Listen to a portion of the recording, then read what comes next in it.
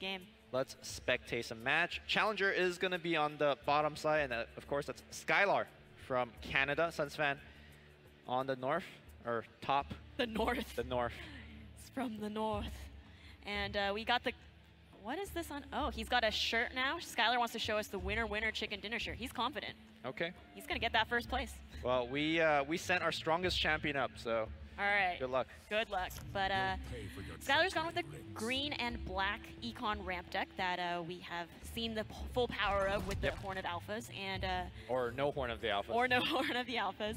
And Sunsfan's got a red and green deck. Yeah, and a very unlucky start here for Sunsfan. The Lycanthrope, generally a very good hero to give you that edge as you go along, but got picked off immediately by the Phantom Assassin.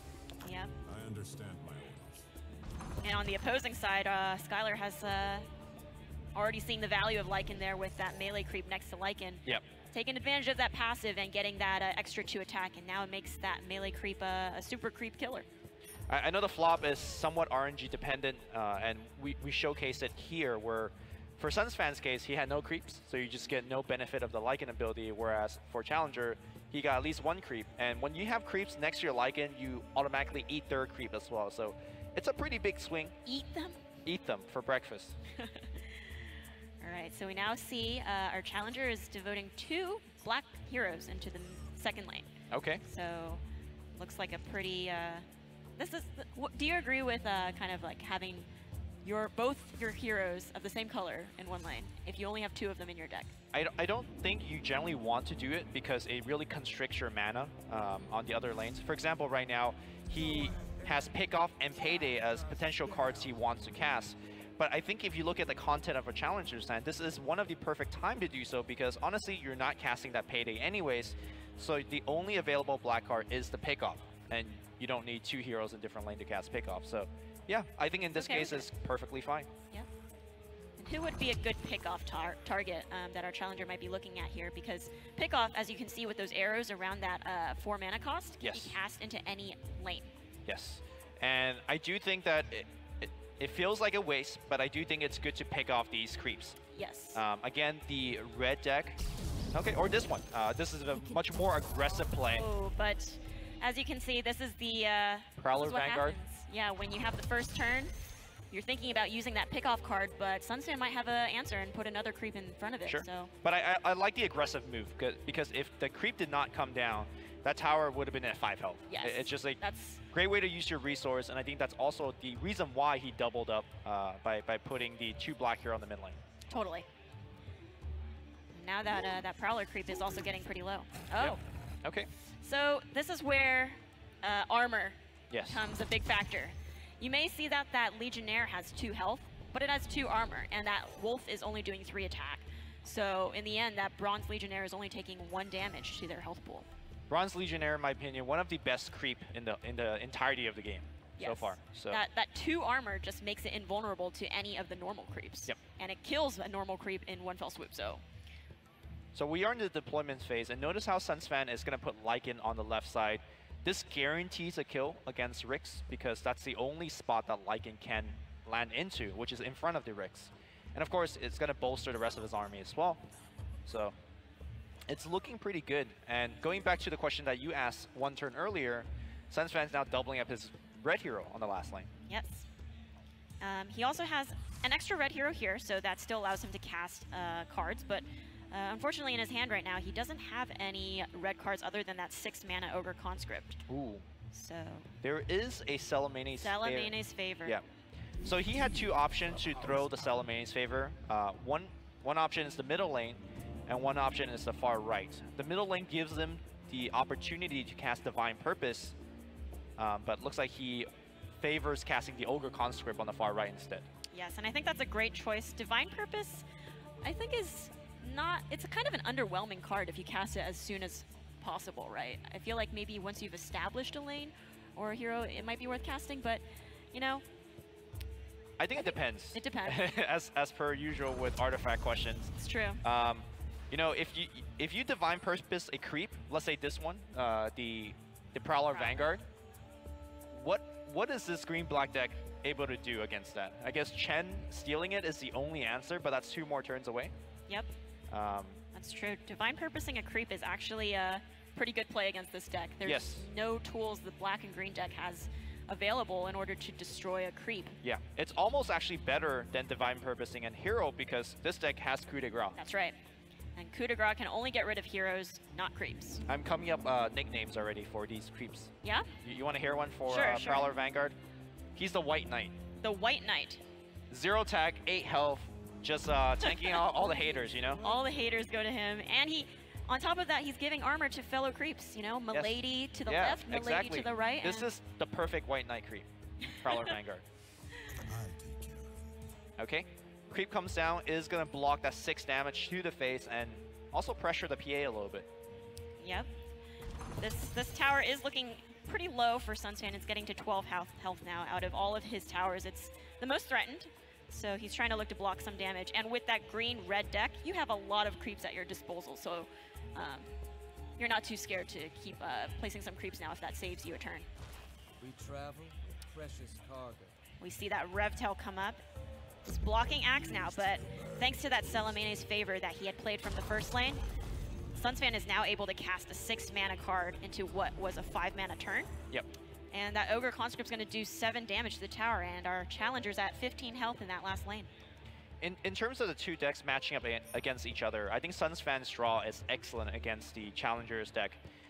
With the Econ ramp, you generally want the game to be relatively slow so you could accrue some gold, trade a ton of hero kills, and then overwhelm them with the paydays.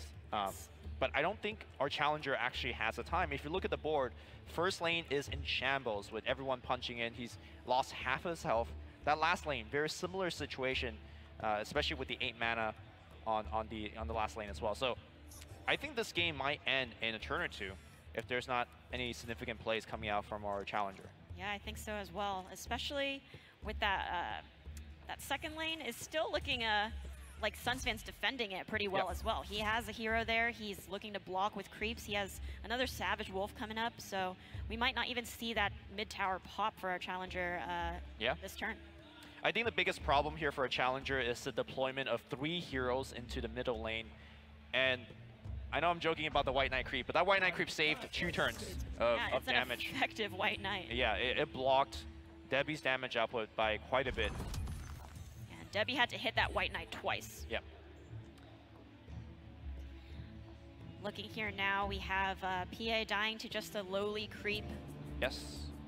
And the Blade of the Visual could even come down and pressure Chen even further as well. A great turn to kill Chen is the turn right before he could activate his ability. Yes. Take him out of for 2 turns. Yeah. Especially since if Chen dies, he can maybe think about going into that last lane to steal that Ogre Conscript. Okay, so Sunsfan actively chooses not to kill Chen. And I think the logic is, look, I'm going to lose my tower already. I want to strand Chen here for 1 more turn. I don't want the Challenger to have the ability to move Chen back to the fountain and deploy him into a different lane. So getting hero kills is not the end-all be-all. Sometimes you want to strand heroes. That's right, and it looks like going to put a Savage Wolf down for our Challenger to save some damage off his Revtail. Yep. The duel's going to come out, and Lycan's going to go down. That duel card has to be cast on a red hero, so he uses Axe right there, and just so everyone knows, as a kind of general rule with red cards in general, they're kind of using their health and their attack to remove, right? As in opposition, we have the black heroes who are more like assassinators. They have like coup de grace that doesn't expend their health because they have low health to begin with. So things like duel, Berserker's Call are all taking from their health pool as they use it. Okay, Teleport Scroll is a great item here. That's huge here for our Challenger. Again, I mentioned about stranding heroes or not, but he goes for the Book of the Dead, which unfortunately I think might be a bit too late. First tower is going to pop right now, and the last lane is looking pretty bad as well. But he will deploy the Rixir and try his best to hold. Now, generally putting units in front of red heroes is the perfect solution. But these 2 heroes, these 2 red heroes in particular, have access into cards like Berserker's Call as well as Duel, so they have ways to get around that. Yeah, that's right, and I believe, let's see if that last lane. Unfortunately, in Sunsfan's hand right now, he doesn't have too many red cards that is to use. Potion of Knowledge is going to get that duel, so that is going to open up the blocking path. And It is looking really rough for our challenger. And just another Celamene's favor, because why not? Why not? So the tower's going to go down for our challenger in the first lane. And remember, the win condition for Artifact is to take down 2 towers. Yep. Whether that be 2 towers from 2 different lanes or the tower and then the Ancient behind it. Let's get a Divine Purpose out here. Let's see, is there anything? Oh. Here's what our challenger can do. Okay. He can pass and then gain initiative for the next lane and then Hand of God. Yes, that is the only way to survive, but... Oh, but he's played a card. Yep, and now I believe Sunsfan will just pass immediately back. He understands he has initiative, so all he has to do is kill Rix and equip that Claymore, and that will be victory. Yep, and he doesn't really care what happens to this lane. Yep. It's already popped for Sunsfan, so he can, you know, let Farvin die. Yep. And unfortunately, our challenger doesn't have initiative now, and Sunsfan, since he goes first, he's going to go ahead and duel and open up a space for one of his heroes to attack. Yeah, and once you duel the Rix, your entire beautiful hand of cards is locked out because you don't have a green hero anymore, and that should be an easy win with the Claymore equip. Yep, with that Claymore. Yep, that's it. That's it. So let's talk about if our challenger had instead just passed, didn't do anything in that lane. He would then have been able to cast Hand of God, 7 mana, and all of his heroes would have been immune. So even if Sunsfan had dueled, there's nothing that Sunsfan could have done. Damage immune, yeah, so... But yeah, still, let's give it up for Skylar. That was still a great game.